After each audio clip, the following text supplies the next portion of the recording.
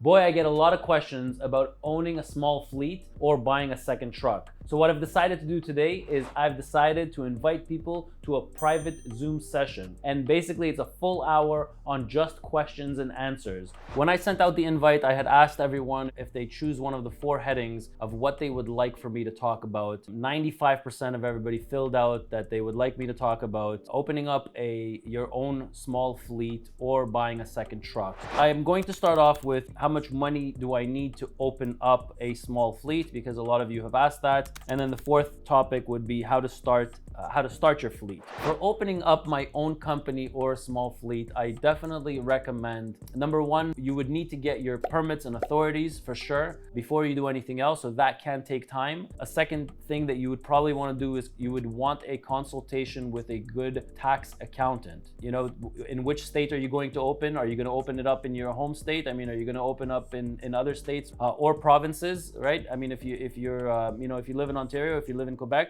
are you going to open up the corporation there? Is it going to be federally regulated, provincially regulated? And all this information, you kind of need a good, a 1-hour consultation with a really good tax accountant. And then take it one step further, I would have that consultation with somebody who specializes in trucking and transportation. Once you have your authorities, or even before the process of authorities, a huge problem here in Canada is owner-operators trying to get insured by a company. I've heard of insurance rates going anywhere between, in Canada, they're anywhere between $18,000 to $36,000 for annual insurance premiums for an owner-operator. And in the US, I know that it's probably anywhere between $12,000 to $18,000. So it's a little bit, insurance in the US is a little bit cheaper than insurance in Canada. There's a lot of tax firms that will also deal with your authorities, right? So you might want to go to that, that tax accountant that specializes in trucking and transportation, and they would also have a wing that does permits. So the company that I use does that. So they do have, the accounting side of it, and they also have the permit side of it, and you would be able to open up your own authorities.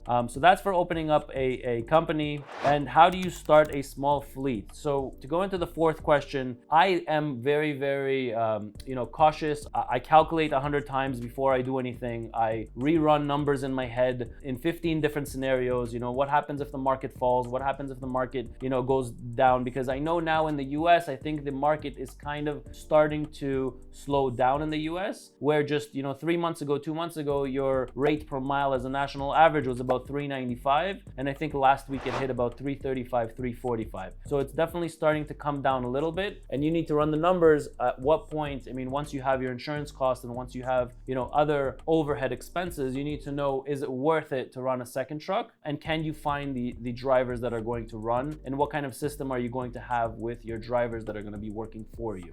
So here are some of the questions that I was asked and my answers to them. Let's have a look. Do you think it is possible to successfully run a fleet and a freight brokerage company, or just stick to one or the other? I'll tell you what we did. So 2005 was when we opened up the company.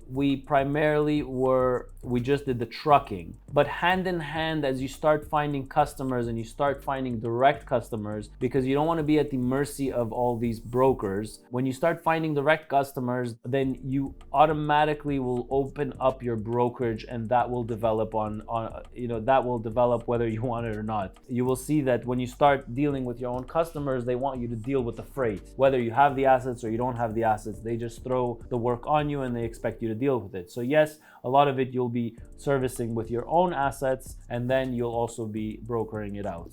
Sorry guys, having technical difficulties. Everybody can hear me? Okay. I can't hear you guys, but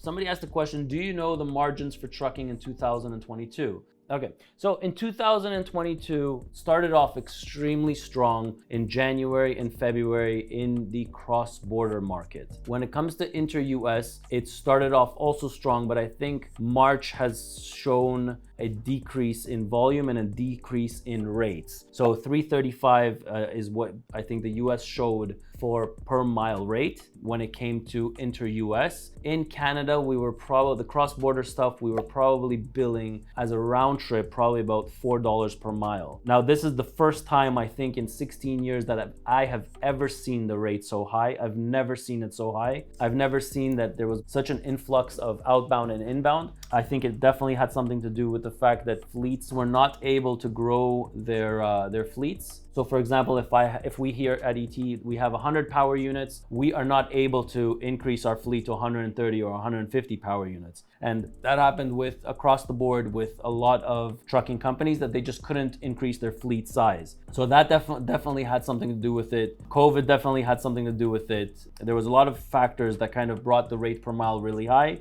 As for profit margins, I think that in the US, the last Q of 2021 has never seen such high profit margins, and here in Ontario, we've never seen such high profit margins. We don't have the outcome yet of Q1 of 2022, but as publicly traded companies, as they're going to have results, that will kind of set the new standard for net profits and gross profits. But I think gross figures, I would say that probably about 25% in gross figures would be the difference if I compared Q1 of 2021 versus Q1 of 2022. It would be if I took the same 100 trucks and they ran in Q1 of 2021 and the exact same 100 trucks and ran it at Q1 of 2022, you would see a difference in gross margins of 25%.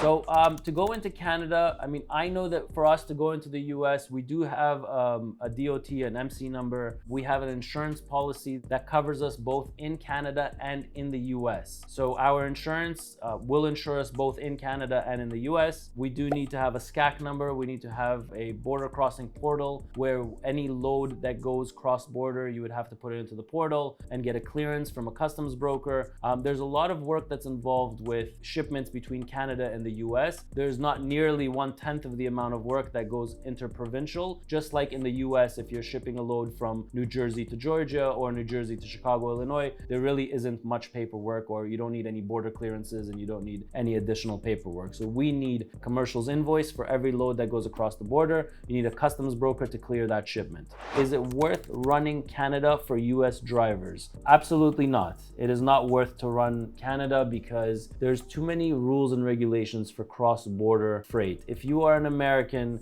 I know that there are certain lanes that pay well above what we're getting on a regular. So our regular rates in Canada, I would say before this whole boom, was probably around $2 to $2.25 per mile. If you convert that to American, you're probably looking at about $1.60, $1.65 per mile. The US, even with your numbers falling in the last Q, you guys are still billing at $3.35 per mile. And that's just a national average, meaning that there are other lanes that pay a lot higher and there are some lanes that pay a little bit lower. Is it worth transitioning from local to cross-border? I guess that depends on the individual. Christoph, if you're able to unmute yourself, I'd like to ask you a couple of questions before I give you the answer to this question.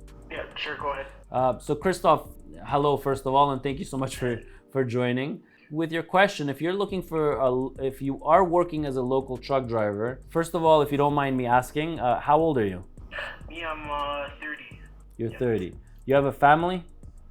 Yeah, I have a family. The reason I ask is me and my mother, we have a company. We do dump trucks, but she used to drive cross border. So the margins have just been really bad. So we're thinking, once we pay off these units, we could probably just transition back into that. Got it. You have young kids? Yeah, I have one. You have one. I always ask the exact same questions for anyone who wants to convert from local to highway. I think that if you're working for locally and it's bearable, meaning it's not that bad yet and it hasn't gotten to worse, then I would stick to, if I was a 30-year-old with a wife and a young child, then my decision would be to stay home as much as possible. I think that once the kids grow up, my answer would be different to you, where you can, it wouldn't be a problem transitioning into a cross-border role. When you're doing a cross-border role, you're away for about five nights out of the 7, you're away on the road. And with a young child and, a wife, I don't know if I would recommend that. But to each their own, and that would be my answer to you. Oh. I was just reading an article this morning from Chase and JP Morgan talking about a possible freight recession coming either spring or summer. Have you heard anything on that? And if so, what are your thoughts on it? Definitely a possibility. My thoughts on it are the ones that have the more economical trucks and the ones that are they are the ones that are going to make it in the long run. There's a lot of fleets out there that are, that basically have these old iron units that are consuming the 5.5, the 6, and the 6.5. If you have a truck that's, if you're driving it at 8.5, at 8.75 per mile, you have absolutely nothing to worry about, because there's there's thousands and thousands of trucks out there that are getting 5.5 and 6, and those guys are really in trouble, not the guys that have the fuel efficient units. But yes, I do believe that, a recession eventually will be coming. So first of all, I want to thank everybody who participated in the Zoom session. I enjoyed it a lot. I was extremely nervous, but we got through it. I enjoyed it so much that I will be doing a second Zoom session, and the topic is going to be on financing and all the questions that you guys have on financing. So I will link it below if you'd like to join the Zoom session with me. It's a private session. It's only going to be for about 30 to 40 people. Click the link below and register to it. It is free, and I'll answer all the questions to the best of my ability about financing trucks and anything related to financing commercial equipment. I'm Ronen. Hope you enjoyed this video, and I'll catch you in the next one.